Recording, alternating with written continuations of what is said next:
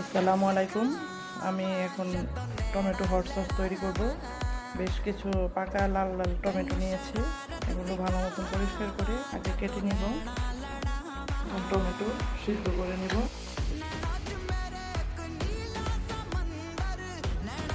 টমেটোটা সিদ্ধ হয়ে গেছে। বেশি সিদ্ধ করলে কালারটা নষ্ট হয়ে যায়। 8 থেকে 10 মিনিট সিদ্ধ করলেই যথেষ্ট। ঠান্ডা করে ব্লেন্ড করে নিব।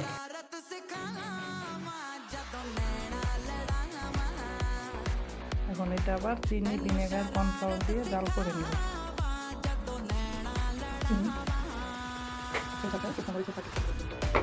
Bit noodles complete. চেক করার একটা সহজ উপায়, একদম স্মুথভাবে করতে কোনো